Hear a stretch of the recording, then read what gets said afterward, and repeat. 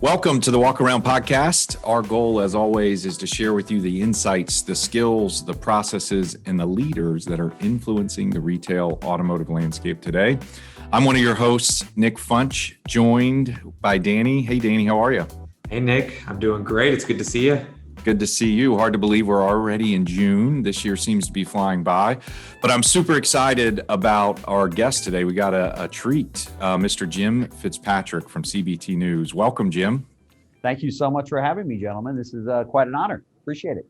Well, I think your experience is going to lend itself to a great conversation today.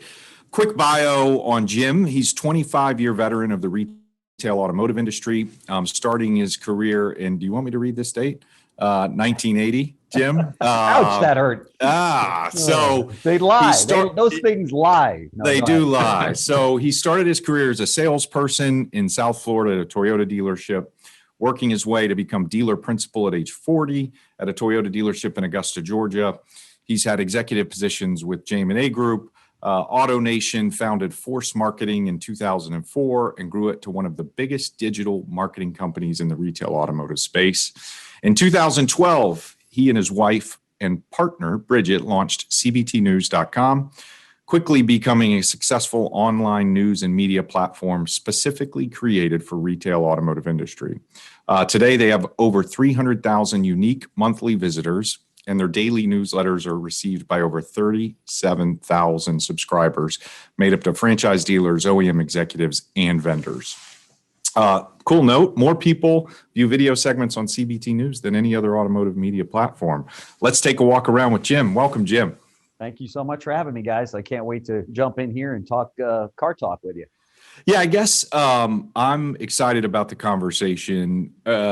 Maybe just kind of get us started. You have a lot of sight lines. You have a lot of discussions into kind of all things retail automotive. You have experience in the dealership. You're a dealer today. What's on your mind? What are you focused on and kind of what are you strategizing for? Sure. Well, there's things out there on an external basis, such as the chip shortage, that there's not a lot of things that dealers can do about, right? They have to deal with it. They've got to look at this and say, okay, we're going to get through it like we got through many other things in this industry, and there is a shortage. Obviously, we're going to be making more gross profit. That's kind of the silver lining on the new cars that we have and the used cars that we're selling and that we're trying to get our hands on. But I think more importantly, dealers have got to really focus on this modern digital retailing that we suddenly found ourselves having to do in 2020, and saying, "Wow, this is a real live element that consumers want more and more for their dealers to be able to succeed in, because it helps the consumer." You know, as we all know, the average consumer visits less than 1.5 dealerships today. That was, 7 dealerships 15 years ago. So if you ask most consumers, they don't even really want to visit the dealer. They feel it takes too long. They don't really like the process for the most part. Cox Automotive a couple of years ago asked that question, is there anything positive about, what do you like about buying a vehicle at a dealership? Is it a positive experience or a negative? And only 4% said it was a positive one. So clearly there's a lot to be learned on the retail side. And 2020 showed us that, yes, dealers can actually start the sales process and end the sales process all online.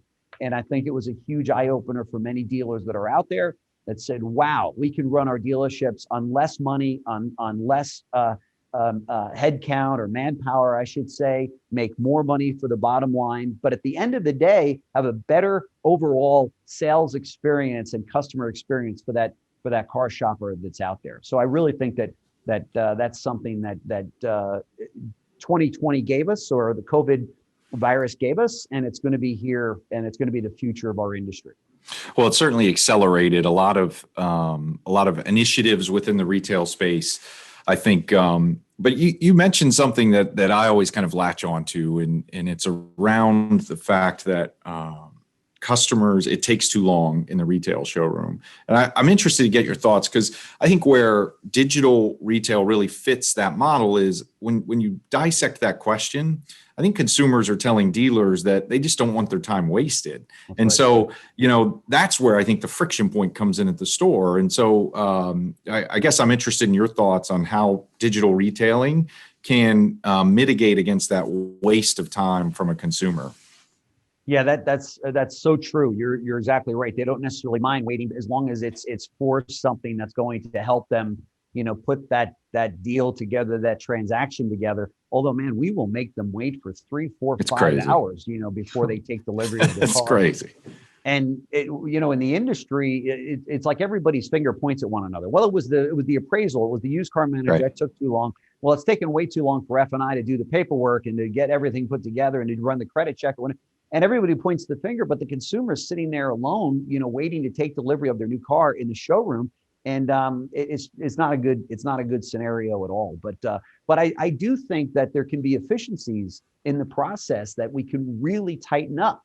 And I do see an online sales process being able to help that. Now, there's dealers out there that will, it seems like there's 3 buckets of thoughts on this from the dealer community. One bucket says, I've spoken to a number of dealers that own large groups, and they say, no, this is the future of our industry. Without a doubt, if dealers don't think that this is the future, the industry is going to pass them by in a very big way. This is where we're pushing all of our websites and all of our manpower and our efforts at the dealership level to say, consumers, you can have a great experience online.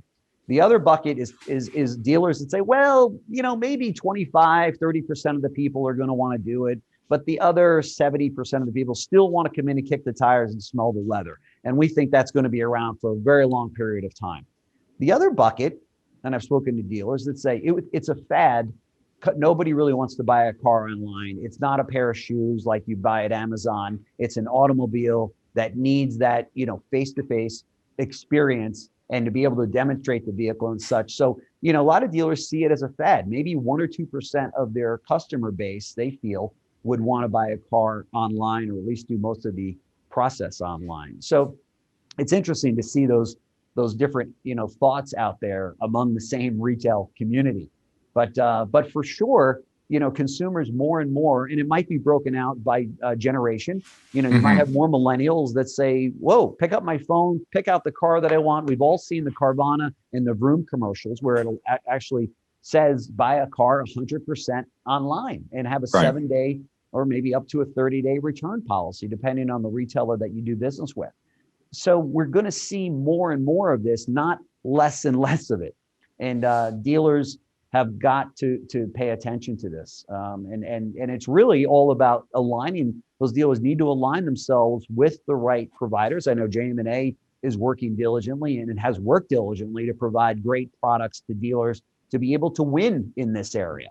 And that's really the name of the game right now is for dealers to be able to align themselves with the right partners that can give and deliver the tools that those dealers need for their consumers to succeed in putting together a car deal online, for sure. Danny, what are some of your thoughts there? Yeah, no, I think it's interesting. And one of the things, Jim, as you were going through and talking about those kind of different buckets, how you could segment the dealer audience at large. And obviously you've got a lot of sight lines and you're talking to dealers all the time and really understanding where their mindset is. And then depending where your mindset is about what modern retail means, is where you're going to align your technology investment and your process investment and what kind of talent you're looking for potentially. And if you're one of the dealers where your mindset is, well, this is a fad, what chess pieces are you putting in play in case it's not a fad? Maybe it is that 25 to 35%. And so, we talked about that a lot, Nick, with guests through the pod, is that mindset. And one of the things that I think about, one of the great guests that we had, Eduardo Braceno, talked about growth mindset. Yeah. What could you do to potentially have that growth mindset? And I'm plugging a past pod as well here, so go check it out. But to have a growth mindset. So Jim, something I'm curious about in your mind, maybe it is a fad. Maybe it is the 25 to 30%. Maybe it is 100%. But what could dealers be doing to say, well, if whatever camp I'm in, how could I be better exposed to information, to other dealers, to what's going on, and know and be able to say, okay, long term, where could I be putting my chess pieces, just in case it does shake out differently than maybe where I think it will. Yeah, there's no question. I think to get the consultation of other dealers, whether it be through 20 groups or whether it be through NADA or maybe some of their state associations, to be able to table this very topic and discuss it. The other thing that I would invite dealers to do is to take surveys of their consumers. Every dealer is sitting on an enormous amount of data, as you know. And they have access to that data. They can send out surveys either on a quarterly or semi-annual basis or annual basis, maybe start there, to say, how, Mr. Customer or Mrs. Customer, how would you like to be sold a car? Because this is something that we're considering. And if we were able to provide you with a safe environment with all of your data, and we can sell you a vehicle online and deliver it right to your front door and give you a very liberal return policy, would that be of interest to you?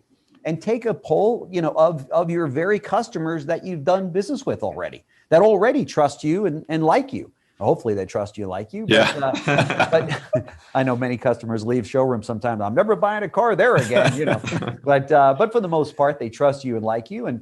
And start right there, just to say, you tell us, if you ever go to a hotel, certainly a finer hotel, what do you get? You get surveys, whether it be on your phone or in the mail or in your email or whatever, and say, thanks so much for staying at the Ritz-Carlton or the Four Seasons. Tell us how we could be better. What if we do this? What if we do that? Give us some feedback as a customer, or maybe Delta Airlines will do it. So I think dealers need to start thinking a little bigger and a little broader, but also back to their very customer base. Ask 10 customers, what they think of your process, and they're going to tell you. And then use that data to formulate a game plan moving forward so that you can serve those customers better. No dealer wants to be sitting someplace and somebody says, I was going to buy a car at your dealership, but I couldn't do it online, and your competing dealership, that's where I ended up going. But unfortunately, I bought all my other cars from you, but I bought the next car, from your competitor because you didn't have the right process online. And dealers are going to hear that. And that's going to be a huge wake-up call for many dealers. They're going to run back into their GMs and their GSMs and go, shake them by the lapels and say, oh my gosh, we've got to get in this in a very big way and let's do it right now. So I had the pleasure of interviewing Liza Borges. I know that you guys know her. She's just an incredible human being and great for our industry.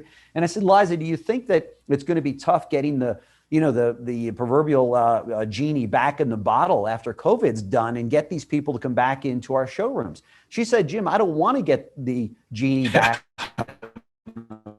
bottle. I want to keep these people online. I want that experience for my dealerships, and she's got a lot of them, to be world class. And if that's where they want to meet us, that's where we need to win. So I thought that was an interesting take on it. She's like, no, let's keep them online. That's the future.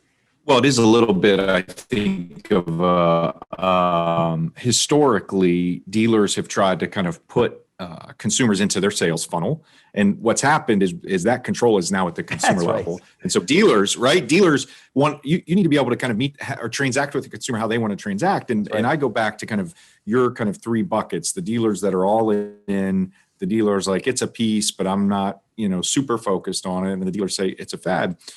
The reality is you can probably take one process and make it applicable to kind of all three buckets. And I think that's where I see a lot of opportunity within the industry. Is you walk into a store and that person that's a showroom up is getting a very different experience than that person's that's, came through the phone or came through the website or whatever that looks like. That's right. And how do you kind of standardize that process, no matter where that consumer comes, to make it more efficient, make it faster, to give them kind of that experience that Liza referred to, kind of that she's seeking out.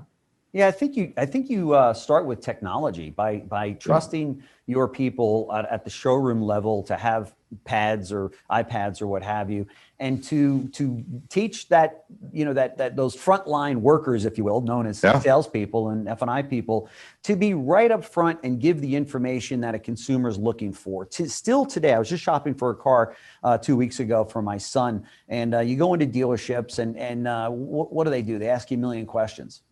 Where do you live? And you trade that vehicle in, and do you owe money on it? And what are you looking at? And what have you seen online? And can I get your address before we get started? And what is your email address? And what's your cell phone number? And I said, well, I just want to get the price of the car. What's your lowest price on this? Okay, well, before we get that, I got to get with the desk on that. And I'm saying to myself, we did this in 1985 and we didn't have the computers and we didn't have the internet. And you've not changed your sales process on the front, in that showroom and that dealership.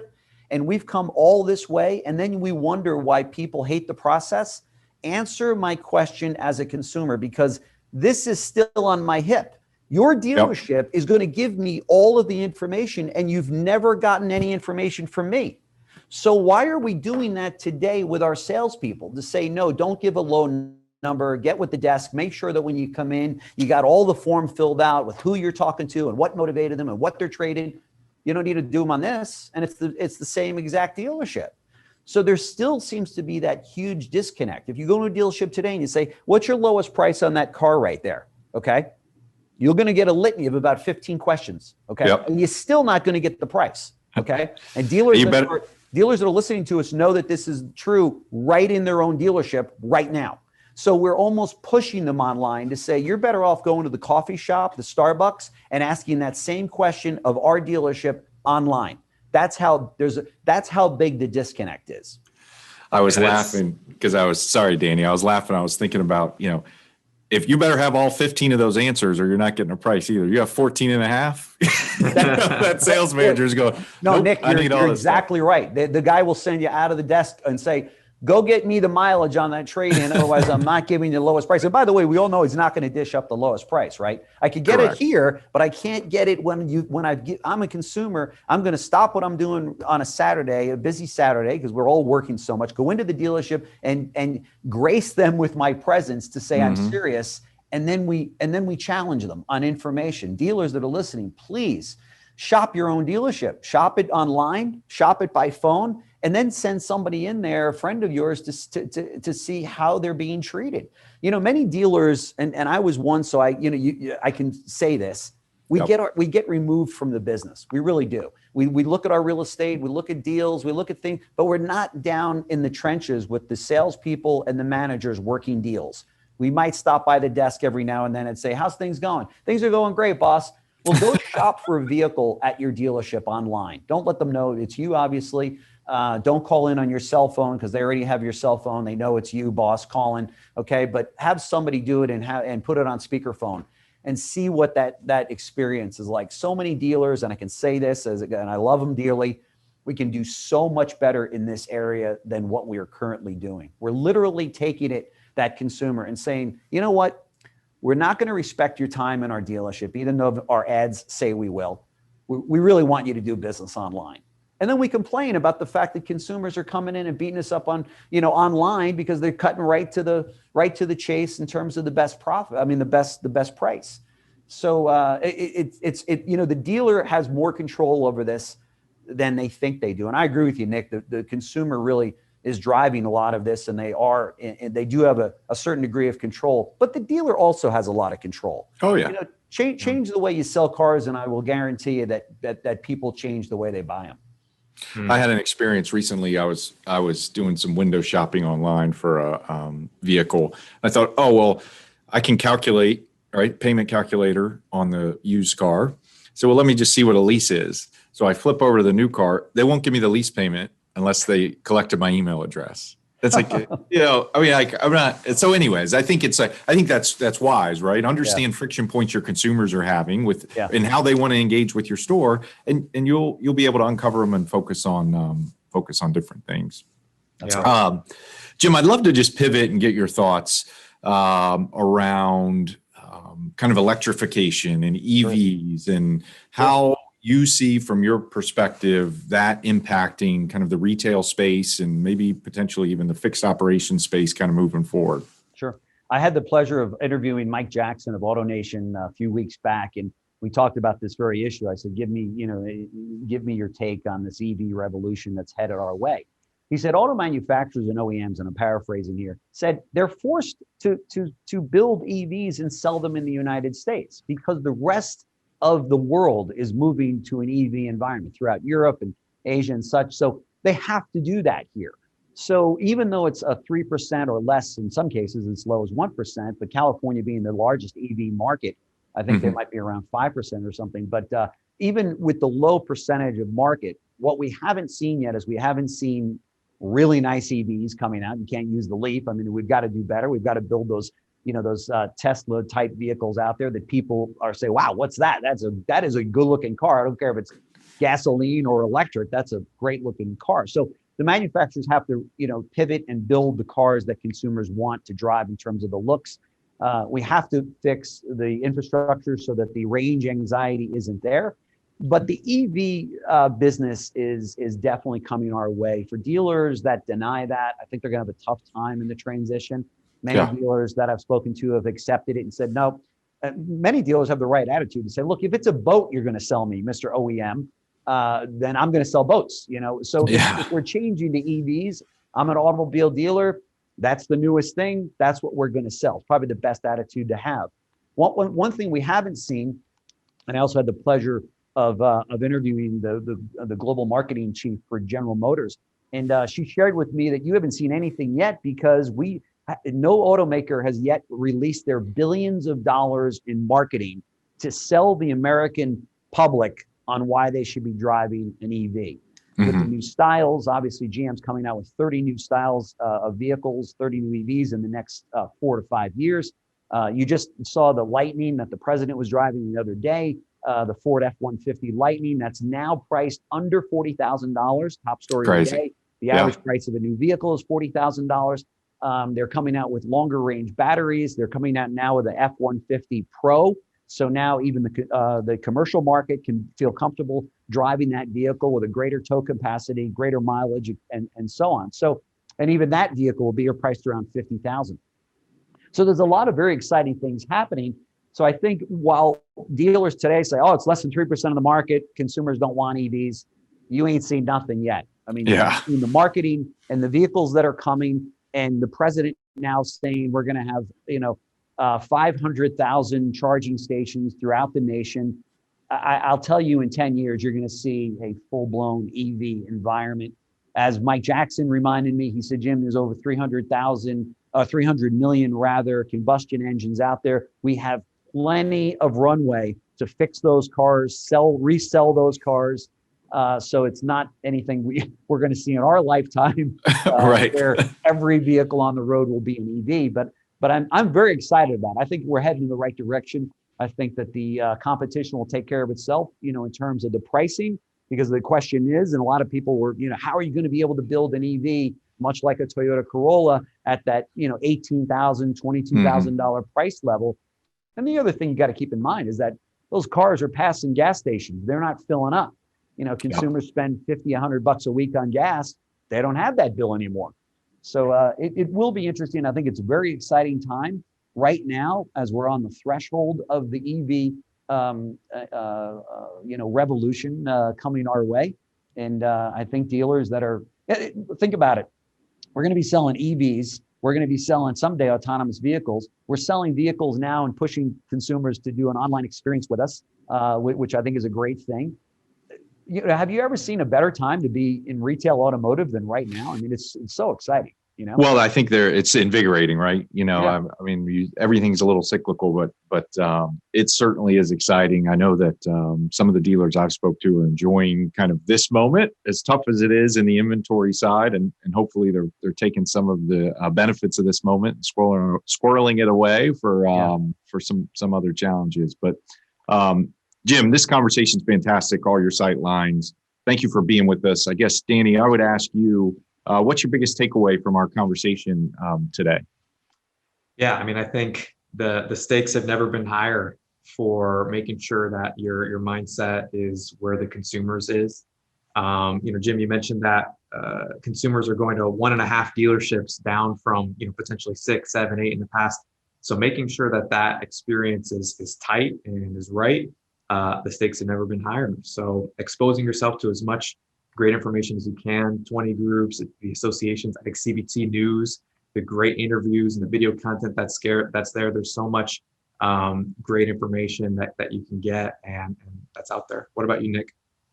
I think for me, it gets down to kind of inspecting what you expect in your process and validate through mystery shopping, whatever you need to do to validate what you think is happening to your customers is what's happening to your customers. So, Jim, I would ask you, what's it like being on the other side of the mic? Maybe this is It's kind of weird, actually. I'm not gonna lie. This is very, and listen, if the JM&A thing doesn't work out, you got a seat right here, both of you. You do a great job. So hopefully you got a little powder. Hopefully you got a little powder for my forehead. This all snaps off. So okay, good. Well, I don't know if I could tie a tie quite like you to sit next to you, but Jim, best dressed in the industry. Yeah, you look great. Check them out, cbtnews.com. Stay on top of all things retail automotive, where the industry's headed, best practices for your dealership. Jim, thank you again for your time. And if you like this episode, be sure to like it on your favorite channel. Share it with your friends. Leave us a comment. Tell us what other topics or interesting people you'd like to talk about, and we'll make sure to get them on. Thank you, Jim. Thank you so much, guys.